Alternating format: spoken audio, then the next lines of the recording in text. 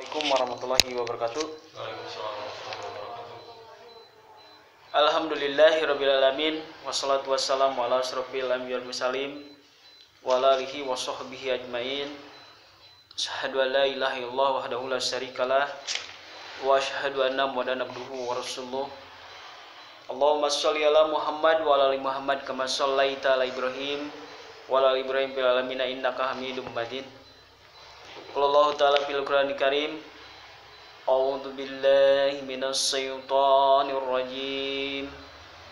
Ya ayyuhalladzina amanu anfiqu mimma razaqnakum min qabli an ya'tiya yaumul la bay'un fihi wala khullatun wala syafa'ah wal kafiruna humuz zalimun. Shadaqallahul adzim. Iwan bidin walhamdulillah. Pertama dan yang utama mari kita panjatkan puji dan syukur kepada Allah Subhanahu wa taala. Alhamdulillah sampai kesempatan ini, sampai malam ini kita masih diberikan oleh Allah kekuatan, kesehatan dan kemampuan sehingga bisa hadir dalam forum majelis taklim, majelis ilmu yang senantiasa mudah-mudahan Allah berikan kekuatan, diberikan istiqomah sehingga kita terus bisa hadir dan bisa melaksanakan kewajiban sebagai mukmin laki-laki dan mukmin perempuan, yaitu thalabul ilmi. Salawat serta salam semoga tercurah dan terlimpahkan juga kepada junjungan kita Nabi besar Nabi Muhammad sallallahu alaihi wasallam. Tidak lupa juga kepada keluarganya, para sahabat serta para pengikutnya sampai kita semua. Iwan bidin walhamdulillah, para pemuda-pemudi yang senantiasa dimuliakan oleh Allah,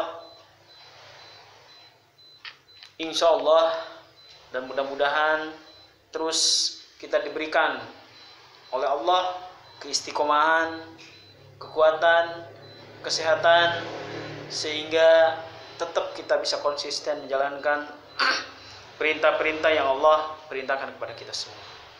Yang paling sejauhnya kita tidak lepas mencontoh kepada Rasul. Kita adalah Rasulullah Sallallahu Alaihi Wasallam, Nabi Muhammad Sallallahu Alaihi Wasallam, yang dimana insya Allah menjadikan suatu panutan, menjadi suatu tuntunan bagi kita supaya kita ditunjukkan oleh Allah kepada jalan yang lurus, yaitu Shiratal Mustaqim. Ikhwan fillah walhamdulillah, sebelum kita melanjutkan kepada materi-materi yang akan insya Allah saya bahas, alangkah baiknya supaya lebih sempurna, mari kita membaca taud dan basmalah bersama-sama. A'udzu billahi minasyaitonir rajim. Bismillahirrahmanirrahim. Iwan bidin walhamdulillah, para pemuda dan pemudi yang senantiasa dimuliakan Allah. Sering lupa ataupun sering dilupakan oleh kita sebagai mukmin, sebagai umat yang mengaku diri kita sebagai beragama Islam, yaitu kewajiban-kewajiban yang dimana salah satu kewajiban yang wajib dilaksanakan tapi kita sering melupakannya. Banyak mungkin bahwa yang disebut dengan ibadah itu secara ritual, kita hanya merasa bahwa ibadah itu hanya sholat saja. Sedangkan minimal di dalam rukun iman saja ada 5 yang harus menjadikan suatu pondasi di dalam Islam, yang menjadikan suatu hukumnya wajib bagi kita, yang dimana salah satunya itu adalah ketika kita mampu. Yang pertama, bahwa Allah memerintahkan dalam rukun Islam itu adalah menguatkan suatu akidah yang disebut dengan pondasi, yaitu syahadat. Syahadat adalah salah satu pondasi di dalam diri kita untuk berdiri di agama Allah, yaitu agama al-haq, yaitu Islam, supaya agama dan keyakinan yang ada di dalam diri kita itu kuat berdirinya karena dilandasi dengan pondasi yang sangat kuat, yaitu syahadat. Apa syahadat di dalam Islam itu? Yaitu la ilaha illallah Muhammad Rasulullah, tiada Tuhan selain Allah. Bangunan akan menjadikan suatu kuat, tiang akan kuat ketika diawali dengan pondasi yang sangat kuat, seperti halnya bangunan-bangunan rumah. Yang berikutnya lagi, kalau dilihat dalam suatu bangunan, bahwa rukun Islam yang kedua yang disebut dengan sholat itu adalah sebagai tiang. Itu adalah salah satu kewajiban yang harus kita laksanakan. Kita tidak pernah berani meninggalkan sholat karena kita paham dan tahu bahwa hukum meninggalkan sholat itu sangat dosa besar dan termasuk dosa yang sangat besar. Malahan ada beberapa hadis yang menerangkan, barang siapa yang meninggalkan satu waktu sholat maka kufurlah. Maka kita tidak ingin meninggalkan sholat karena takut kekufuran. Yang ketiga, di dalam rukun Islam itu yang disebut dengan zakat dan yang lainnya. Yang berikutnya ada yang disebut dengan puasa, dan yang lain yang berikutnya lagi ada yang disebut dengan ibadah haji. Iwan bidin walawatullahi. Mungkin insya Allah kesempatan malam ini saya akan membahas yang dimana salah satu kewajiban sebagai mukmin itu adalah berzakat, berimpak dan bersedekah. Apa sih ini disebut dengan hukumnya berimpak itu? Bagaimana caranya dan apa keutamaan ketika kita berimpak, bersedekah ataupun berzakat di sisi Allah? Di awal ayat saja, surat Al-Baqarah ayat 2, ayat 3, Allah memerintahkan yang dimana posisi ataupun status hukum di dalam suatu mengeluarkan berimpak ataupun berzakat ataupun bersedekah. A'udzubillahi minasyaitonirrajim. Di dalam ayat pertama, ayat keduanya saja bahwa Allah meyakinkan bahwa Alkitab Al-Quran ini adalah sebagai petunjuk bagi orang-orang yang bertakwa. Yakin. Tidak ada ragu di dalamnya. Jadilah orang mengaku orang yang bertakwa terhadap Al-Quran itu tidak ragu. Sepakatnya? Ki sepakat? Damang Ki? Mudah-mudahan selalu disehatkan. Syuting. Kita kembali lagi kepada Al-Quran. La ribapi, tidak ada keraguan di dalam dirinya, di dalam hatinya terhadap Al-Quran. Karena Al-Quran itu adalah sebagai petunjuk bagi orang-orang yang mukmin. Siapakah orang-orang yang bertakwa itu? Alladzina yu'minu bil ghaibi wa yuqimunas sholata wa mimma razaqnahum yunfikun. Dia beriman, yakin kepada sesuatu yang gaib. Satu, orang yang bertakwa tadi yang tidak ragu terhadap Al-Quran, yakin ya sesuatu yang gaib. Karena surga dan neraka itu adalah pada hari ini gaib, belum Allah perlihatkan kepada kita. Dan kita yakin bahwa ketika manusia itu akan dikembalikan kedua wilayah itu, apakah ke surga ataupun ke neraka ketika nanti kelak nanti. Itu terus meyakini. Jadi jangan sampai seperti orang-orang ateis ketika udah meninggal udah jadi debu. Tidak ada cerita lain. Ataupun orang-orang lain yang mempunyai paham lain bahwa yang seketingan orang yang meninggal itu reinkarnasi. Enu jadi bangkong, tergantung amal-amalan, enu jadi cacing. Tuh. Tapi karena kita ada sebagai orang yang bertakwa dan yang beriman dan tidak ragu dalam Al-Quran bahwa ketika kita meninggal itu akan kembali kepada Allah dan Allah akan tunjukkan ataupun masukkan ke dalam dua suatu wilayah itu, apakah surga dan neraka. Yakin ya, kan tak. Orang-orang yang bertakwa itu adalah bil ghaibi wa yuqimunas shalah, dan dia itu selalu mendirikan salat. Insyaallah. Ketika ada yang disebutkan wa yuqimus shalah, maka kita tidak berani untuk meninggalkan salat. Selalu mendirikan.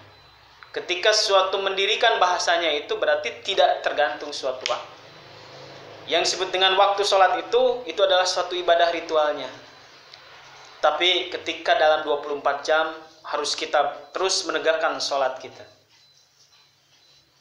Mengaplikasikan ibadah ritual sholat kita itu. Ketika di dalam sholat takbir Allahu Akbar, di luar assalamualaikum sholat tetap Allah itu Maha Akbar. Ketika kita sholat itu melihat barang orang lain tidak berani untuk mengambilnya karena kita lagi sholat. Ya, namun ke sholat kan orang aya dompet murah, aya HP geletak-geletuk kan tuani nyok kontesin batal. Maka ketika sudah assalamualaikum dalam sholat ritual pun kita tidak berani ada barang orang lain untuk mengambil. Nah, di dalam koridor hidup pun sama hal dalam sholat. Ada suatu rukun, ada tata cara, dan yang lainnya.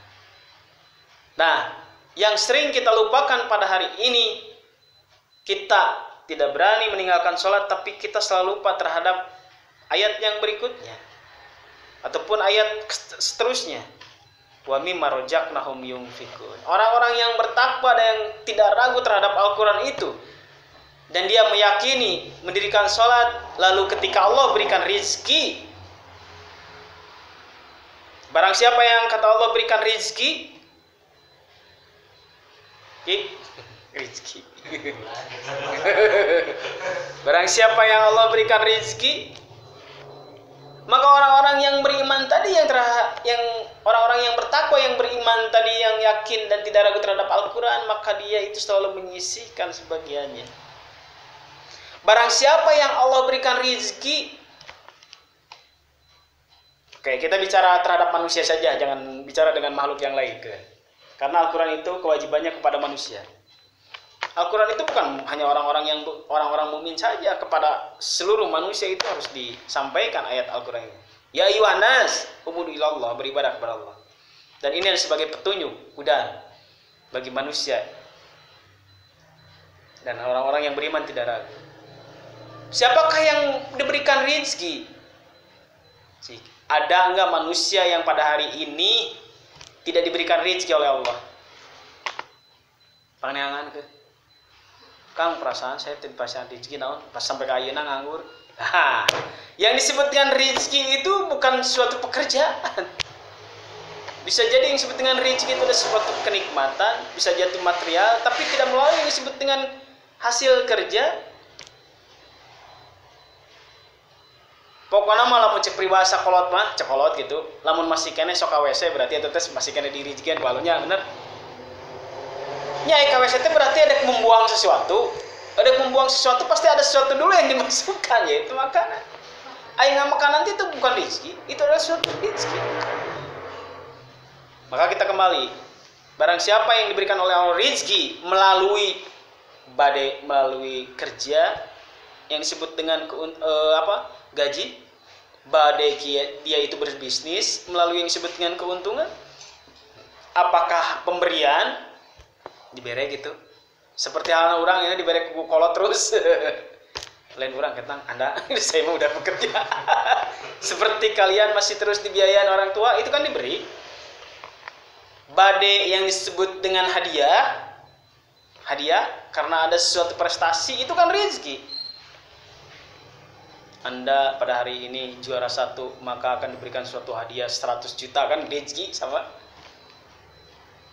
Jadi rezeki itu adalah sesuatu yang kita dapat dari Allah melalui apa saja.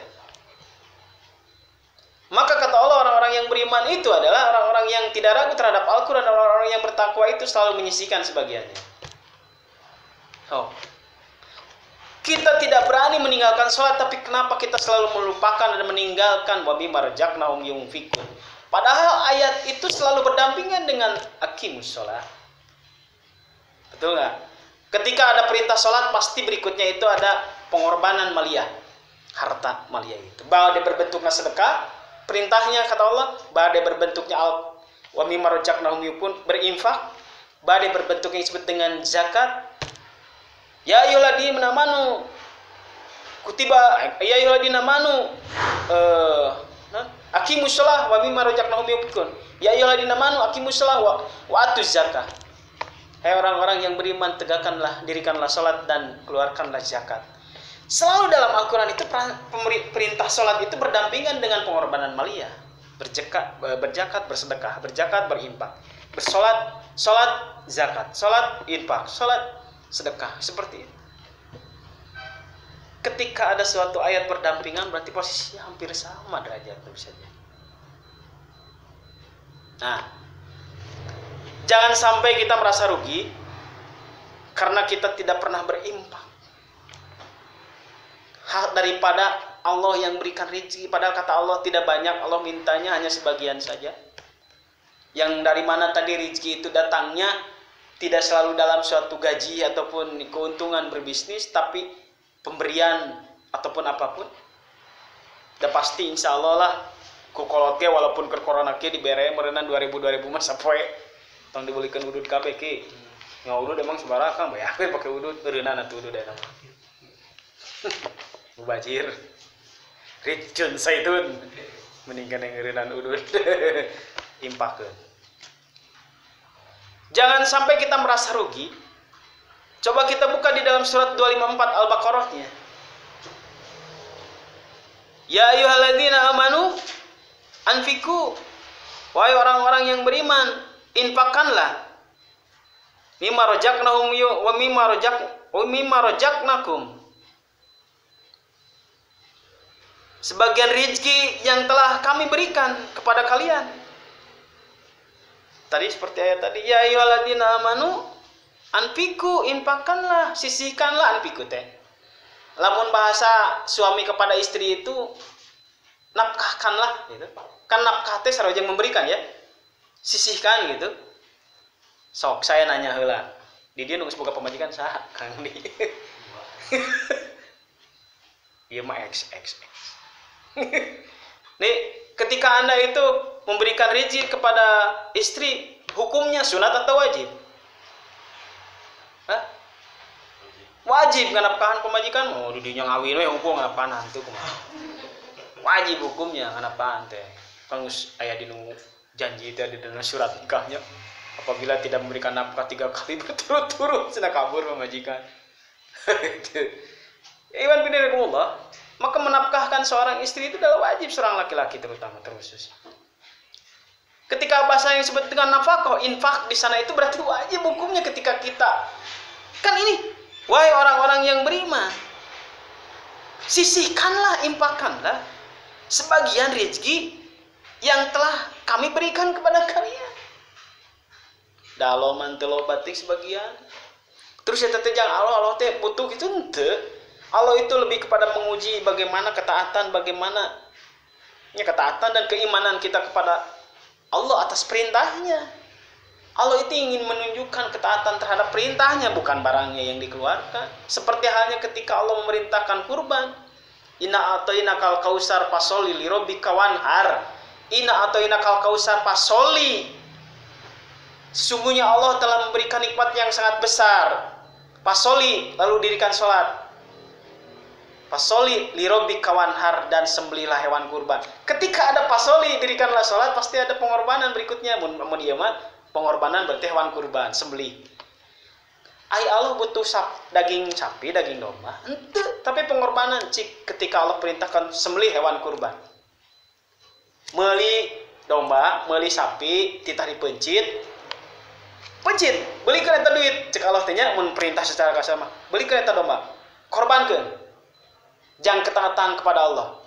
Pencit. Cek Allah teh, dagingna kumpulkeun rek dibawa ka langit teu kan. Sam darahar kumarane keneh. Pak darahar ku anjeun. Bere. Tetangga jeung nu menta. Tapi Allah melihat lebih kepada pengorbanannya ketika dia itu mendapatkan suatu perintah dari Allah. Ya maksudnya ayat ini lebih kepada aplikatif. Bukan hanya suatu dongeng saja ataupun hanya ayat yang dibaca terus jadi hafalan sampai jadi tahfidz, tapi tidak ada hasil ataupun tidak ada aplikasinya dalam kehidupan, nonsen, no habitat. Al-Quran sampai hafidz gitu ya, 30 juz, wah mantap. Sampai apalan, sampai terjemahan AGHD. Tapi ketika di dalam ayat Al-Quran surat 3 saja pengaplikasiannya jauh. Bil goibi, percaya terhadap yang goib. Goib didinya teh awas lu bajuri. Pernah aku tahfidz Quran masih kena percayakan juri. Baca Quran aku mah atuh tinggal baca we 30 juz juga bajuri kabur. cek jurig teh tajwidna salah tah. Diajar deui. Kan gitu begitu. Makanya yang dibutuhkan itu walaupun satu ayat mengaplikasikan dan amalkanlah. Walaupun ketika kita mendapatkan satu ayat 224 di dalam surat Al-Baqarah tentang masalah infak, sampaikanlah, ajak lagi kepada saudara kita, kepada orang tua kita, kepada adik kita, kepada jauhna ke tetangga kita, teman-teman kita, ya geningan orang teu boga rezeki teh kudu diimpakkeun nya. Cek saha? Cek Ustaz Asda lain di Al-Qur'an saya ngadeng emang ngadongeng nama di Al-Qur'an surat 224. Surat 254. Surat Al-Baqarah. Boga rezeki teh kudu kitu. Tah itu berarti mengamalkan ketika seseorang itu dia itu terus mendengarkan ayat yang kita dapat terus disampaikan dan dia mengaplikasikan, lalu kita meninggal, ilmu yang kita dapat terus disampaikan kepada orang lain, diaplikasikan oleh diri kita, terus orang lain mengaplikasikannya, kita itu meninggal, ya, bahwa setiap manusia itu, setiap yang bernyawa itu akan menghadapi yang disebut dengan kematian, dan setiap anak Adam itu akan menghadapi kematian. Maka setelah kematian itu amal-amalannya akan terputus. Hanya 3 saja. Salah satunya ketika tadi mendapatkan ilmu, terus saya meninggal, terputus amalana, geus moal bisa beramal soleh deui di tidihan ku taneuh.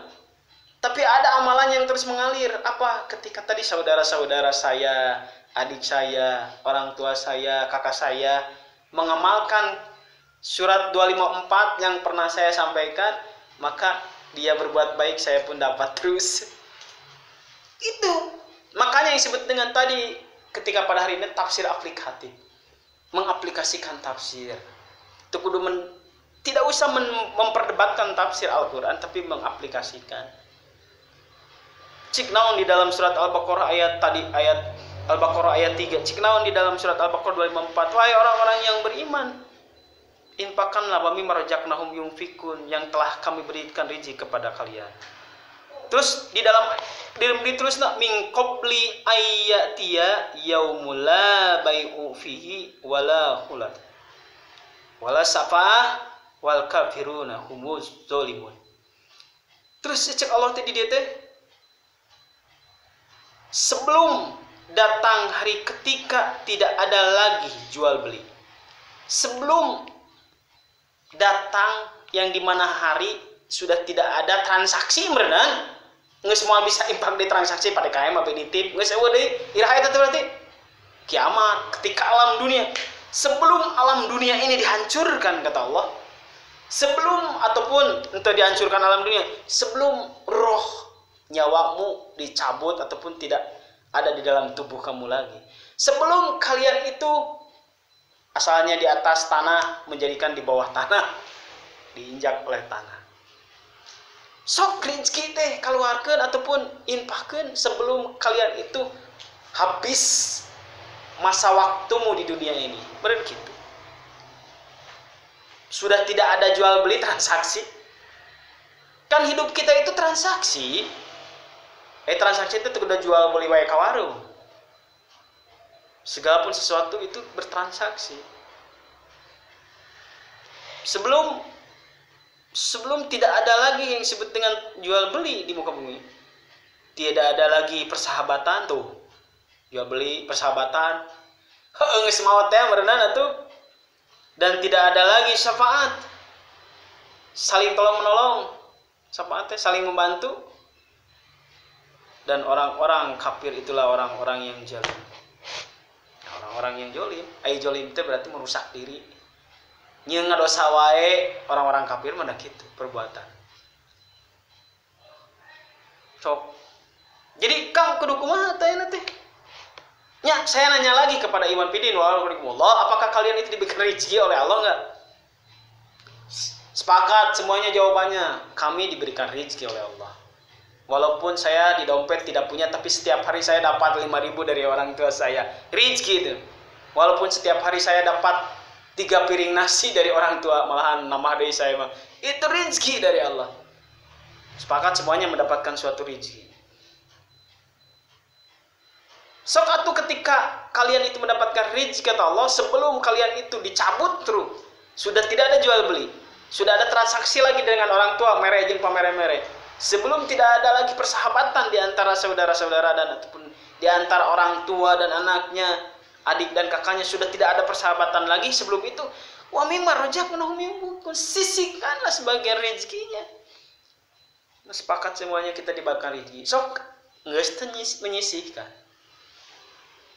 Geus can mengnafahkan.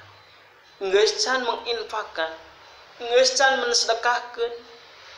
Geus teu ngaluarkeun zakat. Zakat mah ka dibahas ku saya mah da Iwan Birikumullah, karena zakat itu hukumnya itu kalau di dalam ilmu fikih tentang maliyah itu bahwa disebut dengan zakat itu terkena nisab dan haul.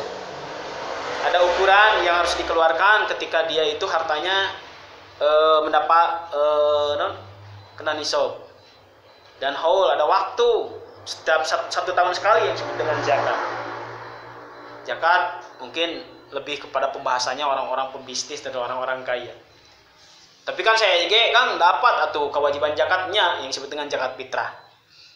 Apakah zakat fitrah itu setiap bulan, setiap waktu ki? Setiap tahun zakat fitrah memunculnya pas ada Idul Fitri, pas sebelum Idul Fitri di bulan suci Ramadan. Kapan zakat fitrah itu wajib dikeluarkan? Dari mulai tanggal 1 Ramadan sampai sebelum khotib naik mimbar ketika sholat Id. Itu zakat fitrah mah. Lamun setelah khotib assalamualaikum sholat Id, berarti itu bukan lagi disebut dengan zakat fitrah, tapi sedekah. Hukumnya berarti kewajiban kita tidak terpenuhi. Sedangkan disebut dengan zakat itu adalah wajib hukumnya. Lamun wajib teu dikelakukeun dosa. Lamun dosa, gitu. Lamun dosa lamun hayang dihupus. Lamun kalau di dalam surat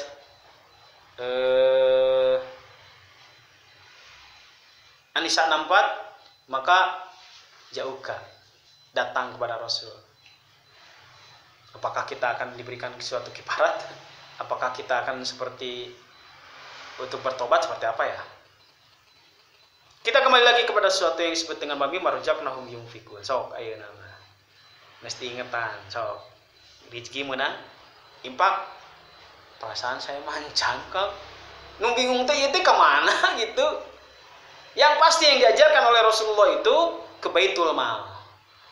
Baitul Mal itu adalah rumah maliyah, tempatnya. Bisa jadi di masjid-masjid ada yang disebut dengan Baitul Malnya. DKM berarti yang mengelolanya. Saya mah kan ngedek di kanu kencelengkeun weh. Dek kan kenceleng kotak. Rasulullah mengajarkan ketika kita berzakat, ketika kita berimpak itu ada yang disebut dengan transaksi. Maka dititipkan ijab qabul, dititipkan kepada siapapun. Ai pegawai Baitul Mal naon ngaranna? Amilin, titipkan kepada amilin. Kenapa kan atuh buat ka amilin? Supaya ada transaksi, supaya ada saksi, supaya ada doa. Saya titipkan zakat, saya titipkan sedekah saya titipkan impak saya untuk perjuangan fisabilillah di jalan Allah. Kan ku ambilin teh didoakeun, wah burudul eta. Malahan ada seseorang mah yang berkata, itu salah satu ustad gitu ya. Lamun ketika kita berimpak, sok barijeng ucapkeun ka hayang urang. Mudah-mudahan Allah ganti. Nya emang aya. Ketika kita berimpak, kita bersedekah, maka Allah akan menggantinya dengan 700 kali lipat. Saya titipkan zakat ataupun impak saya untuk di jalan Allah dan keinginan, dan mudah-mudahan Allah menggantinya dulu gitu ya. Dengan saya cita-cita ingin mempunyai jodoh yang cantik dan ganteng gitu. Tenang, silakan saja. Nah, niatnya tulusnya kan eta ujungna gitu bonusna.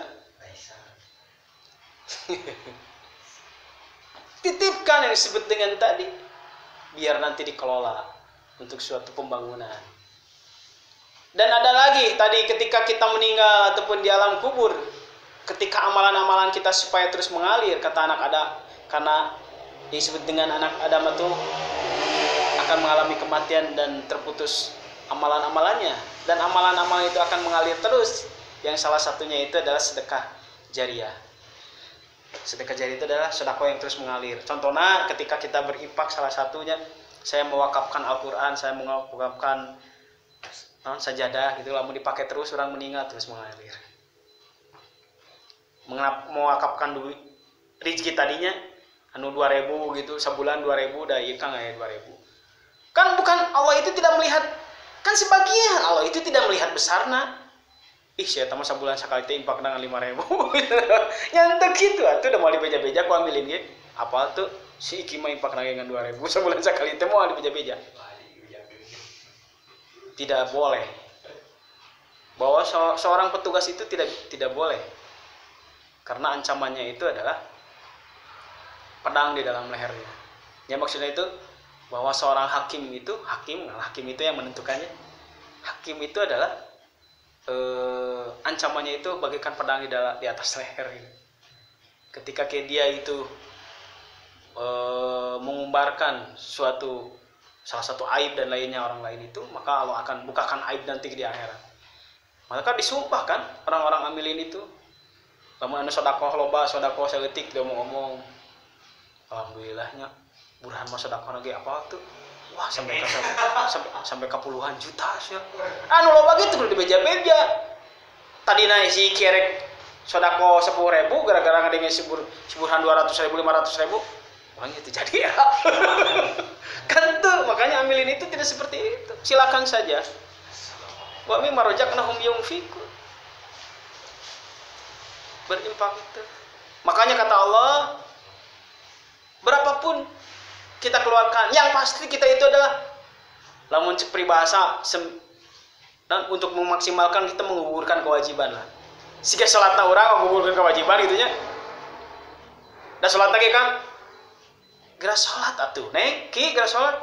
Oh, atuh hoream ieu kagogol. Salat lagi Allahu Akbar ngagugurkeun kewajiban. Tidak merasa menikmati gitu salatnya itu. Tidak merasa bahwa sholat itu menjadikan suatu ibadah benar-benar dia itu lagi berdialog dengan Allah gitu, hanya ngagugurkeun. Ya seperti hal tadi minimal atau tadi ketika kita wami marajaqnahum yunfiqun itu ngagugurkeun heula kewajiban itu bisa jadi ketika nanti itu jadi hutang nanti di akhirat. Kemana harta kamu? Kemana kan harta kamu? Rezeki kamu dikamanakeun? Dibeakeun kabeh wami marajaqnahum. Ketika lamun ada suatu bahasa wa mimma razaqnahum yunfiqun. Wa mimma razaqnahum yunfiqun berarti di dalam rezeki kita anu 10 gitu ya. Kita dapat rezeki itu 10 gitu dalam sehari. Sebagiannya itu anggap kita 1 saja. Berarti di sebagian kita itu ada sesuatu haram ketika kita dimakan. Lamun habis. Berarti kan kudu disisikeun nanti sebagiannya. Ini ada hak Allah, bukan hak Rasul, bukan hak amilin, bukan hak orang-orang ustaz, bukan, tapi ini ada hak Allah yang dimana hak ini akan disalurkan kepada tadi 8 asnaf ataupun dalam perjuangan Islam yang disebut dengan tadi fasilitas dan lain-lain. Agar supaya apa? Kata Allah di dalam 261-nya. A'udzubillahi minasyaitonirrajim. Masalul ladzina yunfikuna amwalahum fi sabilillah kamasali habbatin ambatat sabanabila fi kulli sumbulati mi'atun habbah wallahu yudhaiful liman yasha wallahu wasi'ul alim. Perumpamaan orang-orang yang menginfakkan hartanya di jalan Allah, wa mimma razaqnu. Tadi teh yang disebut dengan amwalahum fisabilillah, berinfak di jalan Allah. Allah perumpamakan seperti sebutir biji yang menumbuhkan 7 tangkai. Jadi seperti dia itu menanam 1 biji, mengeluarkan tadi sebagian impak teh ambuskeun ka jero taneuh ya. Terus pada setiap butir yang ditanam tadi maka menumbuhlah 7 tangkai biji ya. Set 7 tangkai berarti dinu hiji biji tadi dinu sodako urang tadi 2.000 perak mencet bijil jadi 7 tangkai. Dan di dalam ayat ini setiap tangkai itu mengeluarkan 100 biji. Allah melipat gandakan bagi siapa yang dia kehendaki. Dan Allah maha luas, maha mengetahui. Dan Allah melipatkan dalam 1 tangkai kan, biji keluar, biji jadi tangkai gitu, setangkalan 7. Dalam 1 tangkai itu Allah keluarkan 1 biji 100 biji. 100 berarti 700. Tinu 2000 jadi 2700. Kali 700 seberapa? 2700. 2000 kali 700 gitu ya lah, sok kali seorang. Jadi ada hitung-hitungannya Allah. Nya tenan kan eta cekalo gitu. Itu yang disebut dengan apa? Bisa jadi salah satu keutamaan ketika kita berinfak. Salah satu, banyaklah keutamaannya ketika kita bersedekah, kita rajin berinfak, maka Allah akan menjauhkan segala bala. Bala itu adalah salah satu bencana-bencana dalam diri kita minimalnya. Maksimalnya ketika kita selalu berinfak, bersedekah, ketika masyarakat ataupun rumah, minimal di rumah kita itu akan ternaungi bahwa rumah kita, orang tua kita di rumah kita itu dalam segala bencana-bencana dijauhkan. Dan ketika kita sering bersedekah, kita sering berinfak, maka Allah akan jauhkan dari segala penyakit, disehatkan selalu. Jauhkan segala virus, jauhkan dari segala penyakit. Maka Allah akan panjangkan usia kita gitu. Nah, maka iman birikumullah, itulah yang disebut dengan salah satu keutamaan. Dan salah satu keutamaan yang tadi saya bahas, Al-Baqarah 261. Maka Allah akan melipatkan sampai ke 700 kali lipat. Nah, terhayang gitu. Lain terhayang, Kang, teryakin. Kan cek saya kayak tadi, Mama, yang disebut dengan Al-Quran itu adalah sebagai la raiba, tidak ada ragu dalam diri seorang orang-orang yang bertakwa itu tidak ragu terhadap Al-Quran. Iya, anu baca lagi Al-Quran. Al-Baqarah 2 hiji tak kade oman. Al-Quran. 261. Oh, 261. Al-Baqarah 261. Saya juga jadi luas. Al-Baqarah 261 pernah aku tuh yakin. 61. Oh, 61. Sautik berarti. 261. Pernah aku tuh yakin. Katana la raiba, tidak ada ragu terhadap Al-Qur'an. Bahwa Al-Qur'an, salah satu orang yang beriman itu, orang-orang mukmin itu ya orang-orang yang beriman terhadap Al-Qur'an. Kitab Allah. Iwan bidinakumullah. Maka sok intinya itu lebih kepada 1 ayat, 2 ayat, 3 ayat yang saya bacakan, lebih kepada aplikasi. Dan itu kan yang dinilai Allah mah. Bukan orang-orang yang jebolan pesantren sampai ke wah beak puluhan juta gitu. Bukan level ustad, bukan level kiai, bukan para jangan ngotot paranjang, tapi di hadapan Allah itu yang dinilai itu adalah keimanan dan ketakwaannya siapa? Yang dimana ketika dia mendapatkan 1 ayat saja dia mengamalkannya. Mengamalkan teh, mengaplikasikan teh mangagawean gitulah. Karena yang disebut dengan iman itu adalah tasdik bi qalbi, iqraru bil lisan, amal bil arkan, eta iman. Tasdik bi qalbi, yakin itu ayat Al-Qur'an 261. Iqraru bil lisan diucapkan a'udzubillahi minasyaitonir rajim. Gitu. Bismillahirrahmanirrahim.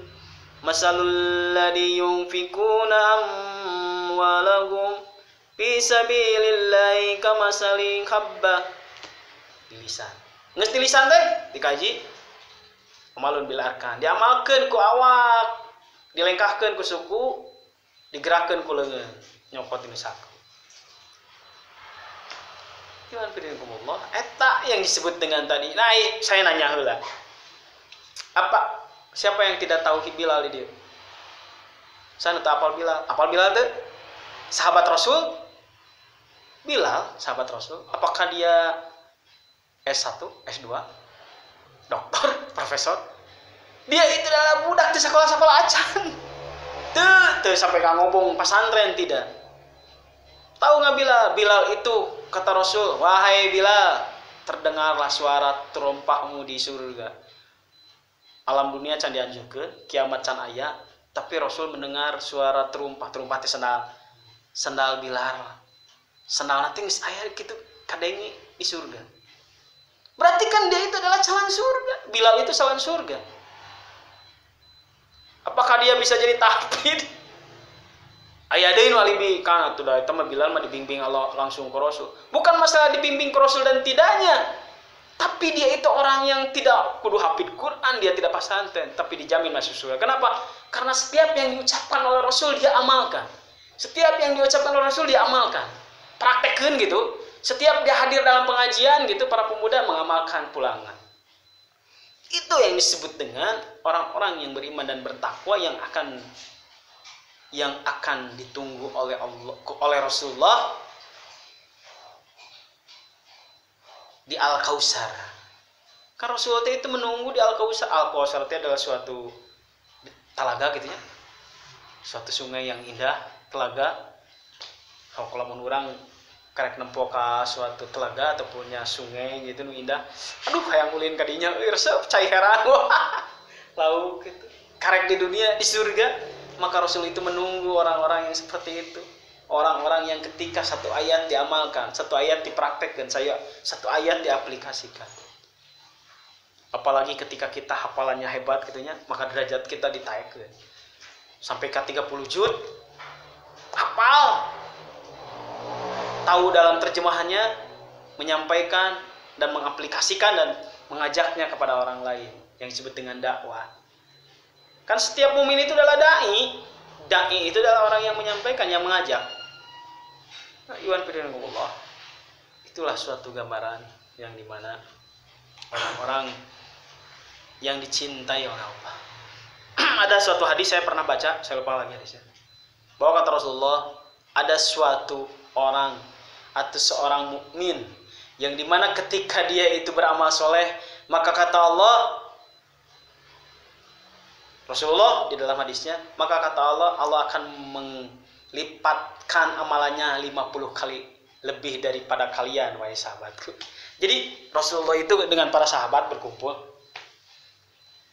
Ya wahai sahabat, ada suatu kaum ataupun seorang yang beriman, orang-orang mukmin yang dimana ketika itu diberbuat baik, maka kata Allah, Allah akan melipatkan pahalanya lebih baik daripada kalian. Apakah amalan para sahabat itu tidak hebat? Oh, paling hebat. Nges, pokoknya jaminan yang paling hebat itu